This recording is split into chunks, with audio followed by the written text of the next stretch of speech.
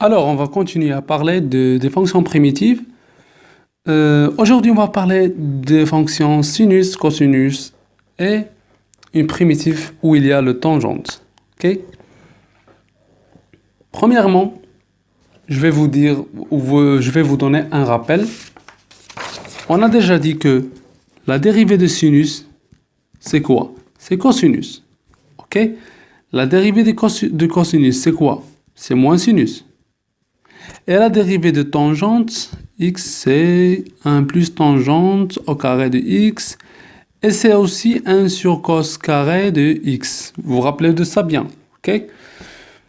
Donc, comme la dérivée de sinus x, c'est cosinus, alors la primitive de cosinus, c'est sinus x plus constante. Et comme la dérivée de cosinus x, c'est moins sinus, la primitive de sinus x, c'est moins, parce que ce moins va devenir ici, c'est moins cosinus x plus constante. Et la primitive de 1 plus tangente carré, c'est tangente plus constante. Aussi, la même chose pour 1 sur cos carré, sa primitive, c'est tangente x plus constante. On va voir ça en détail. Si on a une fonction petit f qui est sinus x, bon, elle est définie sur R. Sa primitive, c'est moins cosinus plus constante. Dans tout ça, la constante, c'est un réel, ok? Appartient à R. Donc, voilà. Sinus x, elle est continue sur R, donc elle admet une primitive grand F qui est définie sur R. Ok? Voilà, donc c'est domaine de définition de grand F, c'est R. La primitive de cosinus, voilà, cosinus, sa primitive, c'est sinus x plus constante. Avec constante appartient à R. Elle est définie aussi sur R, ce grand F, car le sinus est défini sur R. On a aussi 1 plus tangente au carré de x, qui est 1 sur cos au carré de x, c'est la même chose. Si f, petit f est égal à ça, alors sa primitive c'est tangente x plus constante. Et comme vous savez, tangente, elle n'est pas définie sur R tout entier, mais elle est définie sur R sauf pi sur 2 plus kpi, où le k appartient à z. Voilà, j'ai déjà expliqué ça dans le cours de la continuité. Vous pouvez revenir à la playlist du cours de la continuité et chercher voilà, où j'ai expliqué ça. Donc, il y a d'autres fonctions. C'est le sinus. Si on a petit f est égal à sinus de ax plus b. Et aussi cosinus de ax plus b. À votre avis, comment on va définir la primitive de sinus ax plus b? C'est simple. Je vais la donner directement et après on va expliquer d'où on a trouvé cette expression. La primitive de sinus ax plus b, c'est moins 1 sur a cosinus ax plus b. C'est ça. Elle est définie sur R. Et la primitive de cosinus ax plus b, c'est 1 sur a sinus ax plus b. Elle est définie sur R aussi.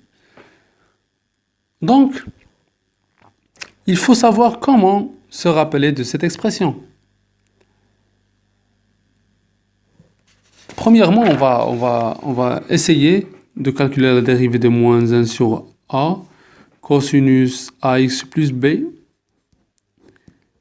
il faut, après la dérivation, trouver que la dérivée de ça, c'est ça. On va essayer. C'est moins 1 sur A fois cosinus AX plus B prime. C'est moins 1 sur A. Cosinus, voilà, c'est la dérivée d'un composé de deux fonctions. Voilà. F rond G de X, c'est G' de X fois F' de G de X.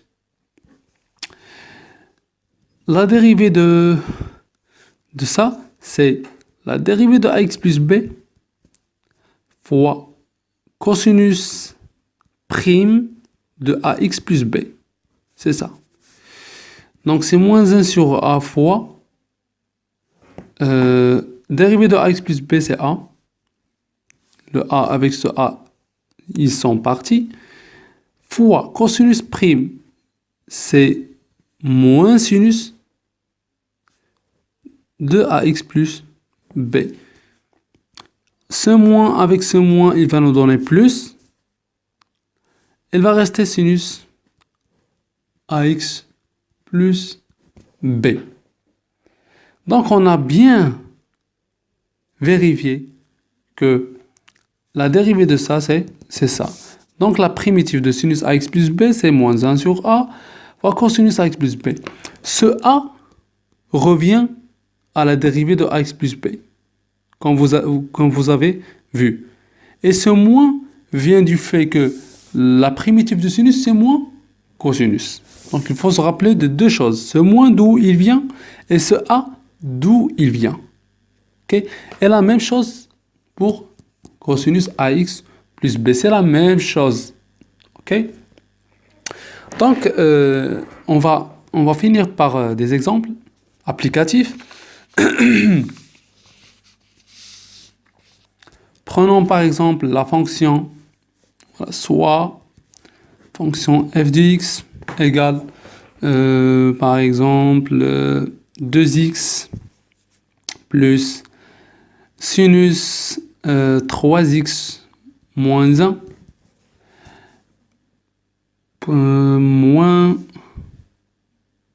moins 1 sur cos au carré de x. Voilà, c'est une fonction plus avancée.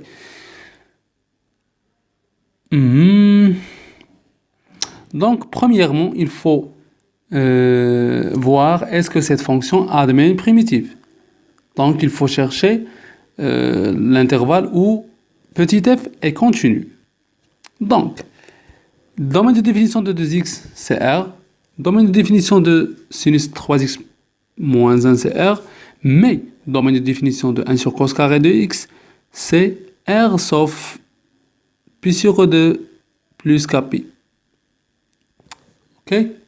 Donc, le domaine de définition de f, c'est R inter ça. Donc, l'intersection de ces trois. Leur intersection, c'est R sauf 3 ou pi sur 2 plus kpi.